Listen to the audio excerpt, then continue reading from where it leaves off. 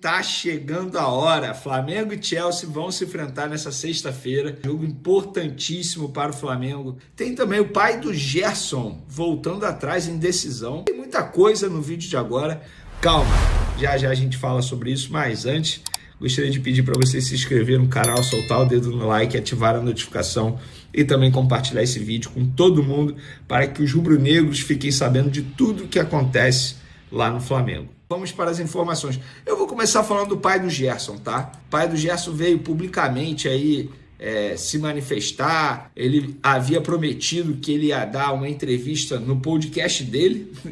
Isso é muito engraçado. Ele ia dar uma entrevista no seu próprio podcast para falar sobre a situação do Gerson, Zenit, e ia se manifestar sobre o assunto. E aí ontem, no Instagram dele, ele botou: comunicado importante. Pessoal, infelizmente o episódio do podcast que estava marcado para hoje, no caso ontem, dia 18, às 20 horas, precisou ser cancelado por motivos imprevistos. A gente sabe que muitos estavam esperando por esse momento e sentimos muito por qualquer transtorno. Em breve vamos remarcar e voltar com tudo, com ainda mais conteúdo de valor para vocês. Agradeço de coração pela compreensão e pelo apoio de sempre. Fiquem ligados que logo trago mais novidades. Gente, situação extremamente chata, Flamengo disputando uma competição extremamente importante e tá o pai do Gerson ainda falando sobre... Gente, será que o Gerson não tem o telefone do pai e que também o empresário fala: pô, pai, segura, a gente está no meio de uma competição importante, tem um jogo que está chamando a atenção do mundo inteiro nessa sexta-feira, para que falar, para que se manifestar? E a gente já sabe que já tem um acordo com o Zenit. O Zenit vai pagar a multa rescisória após a Copa do Mundo de Clubes. E por falar em Chelsea, o técnico do Chelsea, o Enzo Maresca, em entrevista coletiva, elogiou o Flamengo, tá? Falou sobre o Flamengo aí, abre aspas. O Flamengo é um time muito bom e organizado. Além disso, tem jogadores de qualidade técnica. Não é segredo para ninguém. Vamos lá, meio de campo do Flamengo, teoricamente. Pulgar, Jorginho, Gerson, Arrascaeta. 4 jogadores de nível Europa. O Arrascaeta não jogou na Europa porque ele não quis, foi uma opção de carreira dele. Mas ele tinha futebol para jogar na Europa, como estava se destacando já pelo Cruzeiro na ocasião. E aí veio para o Flamengo. Jorginho estava disputando a Premier League dias atrás, pelo Arsenal. Já foi campeão, muito campeão, com o Chelsea. A melhor temporada da carreira do Jorginho foi com a camisa do Chelsea.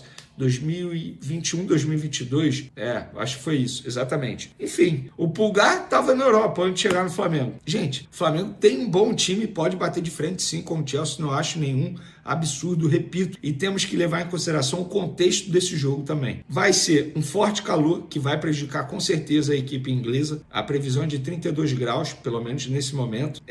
Muitos jogadores não queriam nem estar lá disputando essa competição, verdade seja dita, mas eu não estou nem aí, acho que os sul-americanos devem tirar proveito dessa situação, e o Flamengo chega muito empolgado. E tem um treinador que é extremamente estudioso, que conhece o Chelsea, já jogou lá, conhece a Premier League.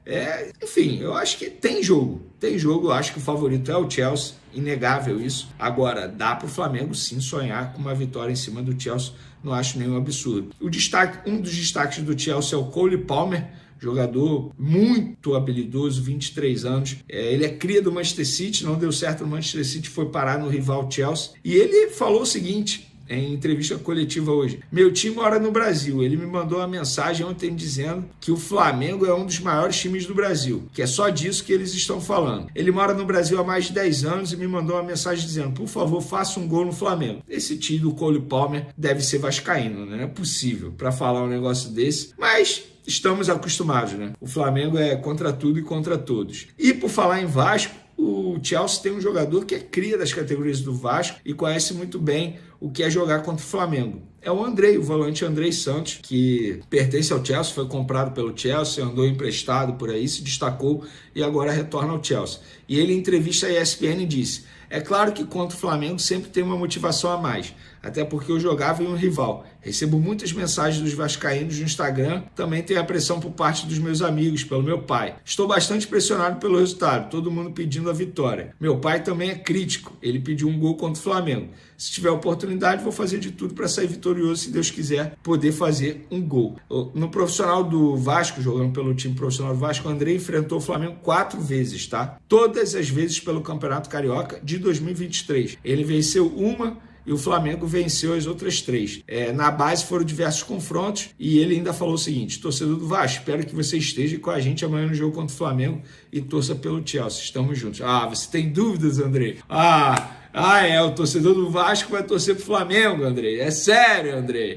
Poxa, é claro que não, né? Mas, por falar em torcida, a torcida do Flamengo está fazendo uma mobilização aí nas redes sociais para tentar fazer uma linda festa contra o Chelsea. E a imagem que está circulando, eu até postei nas minhas outras redes sociais também. Vai no jogo contra o Chelsea, priorize nosso setor atrás do gol ou fique o mais próximo possível, como destacado de vermelho na primeira imagem abaixo. É isso. Leve balões vermelho e preto e também bandeirinhas, a exemplo da segunda imagem. Esses itens são encontrados em lojas dos Estados Unidos como a Amazon, Five Below e Flags Importer. Acho que é assim que se pronuncia. Mas enfim, tá aí a mobilização da torcida do Flamengo nas redes sociais. E para esse jogo contra o Chelsea, o Felipe Luiz vai ter algo que não teve ainda essa temporada. Todos os jogadores à disposição. O De La Cruz treinou normalmente.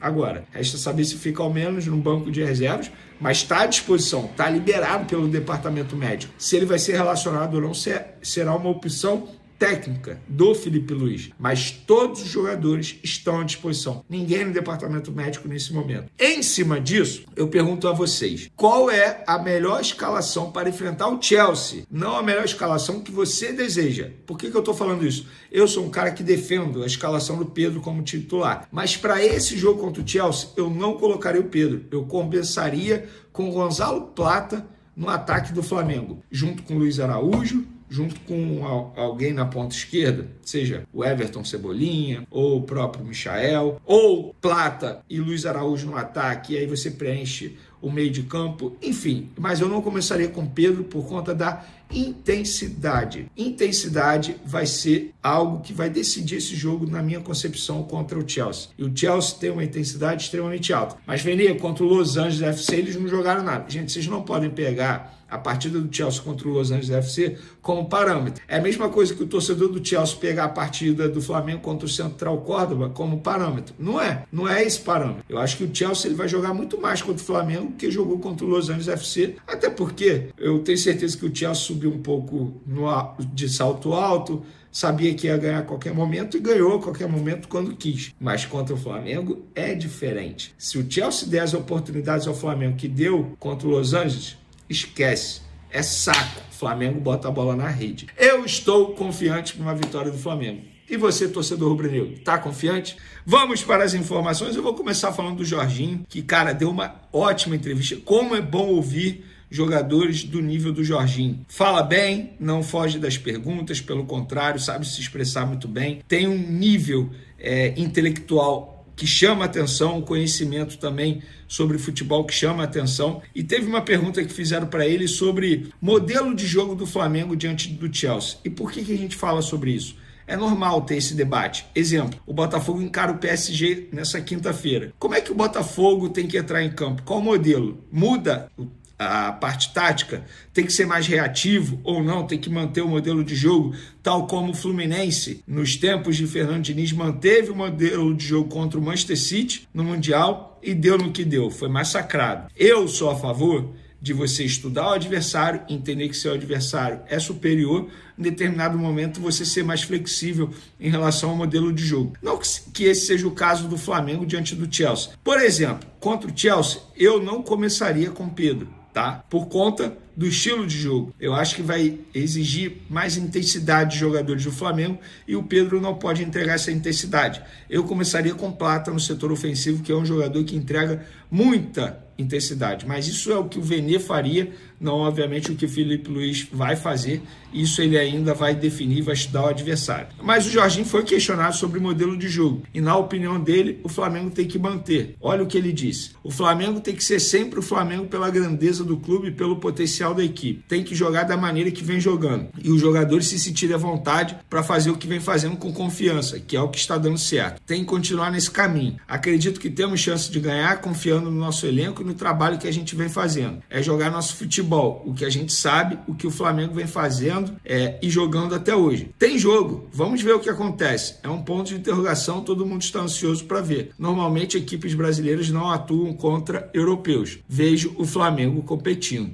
E ele também falou sobre o Chelsea. Ele fez uma breve análise do Chelsea. Ele falou: são jogadores dinâmicos com potência física. Vão tentar sair jogando de trás, quebrar linhas, abrir o campo para poder correr, que é o que eles tentam fazer. E a gente tem que tentar fazer com que eles não façam isso. É um jogo de estratégia. É um jogo de estratégia. E por falar nisso, até uma curiosidade. O treinador do Chelsea e o Felipe Luiz são dois treinadores que gostam muito de jogar xadrez. Inclusive, o treinador do Chelsea, no trabalho final da tese dele, para ele tirar a licença de treinador, ele utilizou muito o jogo do xadrez. A forma como os jogadores, quando estão praticando xadrez, tem que tomar decisão, saber tomar a decisão correta. Ele leva muito a dinâmica do xadrez para o dia a dia do futebol. E o Felipe Luiz também é um cara adepto do xadrez, continua jogando xadrez até hoje. Então, a gente gosta de dizer que os treinadores é um jogo de tabuleiro e, de fato, agora vai ser mesmo. Vamos ver quem dará checkmate em quem. Eu espero que o Flamengo dê o checkmate no Chelsea, obviamente. E para fechar sobre o Jorginho aqui, tem uma foto dele que maravilhosa, postei no meu Twitter, no meu Instagram também, fica a dica aí, @VeneCasagrande, as duas redes sociais, podem me seguir por lá. Jorginho, cara, dá pra ver na imagem, sentir a energia boa do Jorginho tirando a foto com o Zico, extremamente feliz, e ele foi questionado na coletiva sobre essa foto com o Zico. Ele contou um bastidor muito engraçado, abre aspas pro Jorginho: o Zico estava ali almoçando, não queria incomodar, o pessoal já tinha saído da mesa, falei, vou pedir para tirar uma foto com o Zico. Tá maluco? É a lenda. Família toda fanática e fã nele. Pedi, ele foi super simpático. Tiramos a foto, nem acreditei. Aí o filho dele levantou e pediu para tirar uma foto comigo. Eu abracei ele e abracei o Zico também. Aí ele falou pro Zico: não, tu sai. Eu, como assim? O Zico sair da foto? Não é possível que isso está acontecendo. Tipo, não dá para o Zico sair da foto. É o Zico, pô. É o Zico, cara. E o Zico, assim, eu já tive a oportunidade de conviver alguns momentos com o Zico nos tempos de esporte interativo. É um cara sensacional. Abraço pro Zicão aí, tamo junto. Falar agora do De La Cruz, galera, porque o De La Cruz não tem presença confirmada no jogo de sexta. A pessoa me respondeu assim, eu perguntei, isso do De La Cruz fora de novo, procede? A gente vai ver como vai estar no treino, mais difícil para sexta-feira. Galera, por que eu tô trazendo essa rápida informação sobre o De La Cruz? De verdade, custo-benefício vale a pena? Eu começo a questionar, cara. É um jogador que, se pintasse uma proposta aí, eu acho que o Flamengo não deveria fazer o menor esforço para ficar com ele. Eu confesso para vocês que quando o De La Cruz veio, cara, eu fiquei muito animado, porque eu sempre fui muito fã do futebol De La Cruz. Mas, analisando o contexto De La Cruz na Argentina, o contexto De La Cruz no futebol brasileiro, é muito difícil De La Cruz continuar rendendo em alto nível de uma maneira consecutiva como ele fez lá no River Plate, por conta da exigência do calendário do futebol brasileiro. E o De La Cruz é um jogador que já sofreu muito na carreira com problemas sérios, sobretudo no joelho. Então, de verdade, eu sou muito fã do De La Cruz, mas o custo-benefício até o momento não está valendo, até porque o salário dele é um salário alto. Alexandre tem chance de voltar na sexta-feira, tá, galera? Ele não ficou à disposição na estreia, mas tem chance de ficar à disposição na sexta-feira, e ele estando à disposição, para mim é titular, embora o Ayrton Lucas tenha ido muito bem diante do Esperança, mas o Alexandre para mim está muito acima. E para finalizar nosso vídeo, vamos falar de Rodrigo Garro, jogador meia do Corinthians, destaque do meio de campo do Corinthians, o argentino, que tem cidadania italiana. Ele tem contrato com o Corinthians até dezembro de 2028, tá? Ele chegou em janeiro de 2024 ao Corinthians. É um jogador que é jovem, tá? 27 anos, eu considero jovem, mas também não é um jogador que não tenha sofrido muito com lesões. Mas enfim, diante disso, eu tô vendo muita gente nas redes sociais dizendo que ele foi oferecido ao Flamengo, que o Flamengo tenta a contratação. Gente, eu respeito a informação de todo mundo aí. Eu vou me responsabilizar por aquilo que eu apuro. O que eu apurei no Flamengo primeiro, ele não foi oferecido ao Flamengo, justiça seja feita, tá? Quando o jogador é oferecido, as pessoas falam sem nenhum problema, até porque isso não é errado. Os empresários, eles precisam trabalhar para os seus clientes fazendo isso. Você oferecer, você tem uma casa, você está querendo vender sua casa, você oferece para as pessoas. Seu carro, você oferece para as pessoas. Isso é normal. O jogador, ele quer sair do Corinthians? Não sei. Mas se ele quiser sair do Corinthians, os empresários têm que trabalhar dessa maneira, oferecendo para clubes que, teoricamente, precisam de um jogador para essa posição. E o Flamengo precisa de um meia, com as características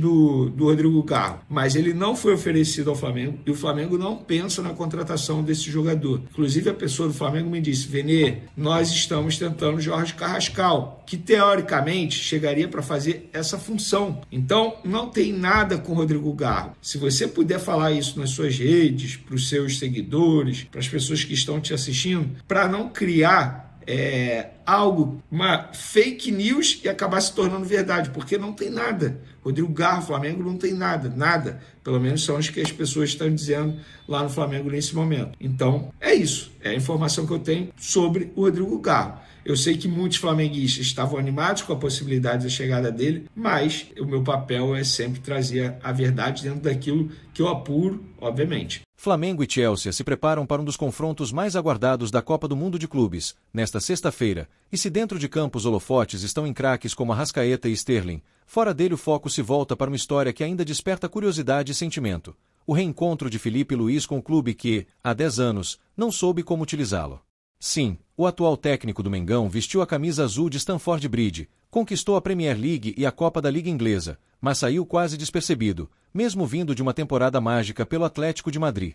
E até hoje, o porquê de não ter se firmado por lá é um verdadeiro mistério. A imprensa inglesa, inclusive, segue sem explicações claras para o sumiço do lateral que era visto como a solução definitiva da posição deixada por Ashley Cole. O jornalista Liam Tomei, do The Athletic, relembrou o cenário da época. Parecia que ele se encaixava perfeitamente no perfil de Mourinho. Todo mundo achava que ele chegaria e tomaria conta da lateral esquerda. Mas isso nunca aconteceu.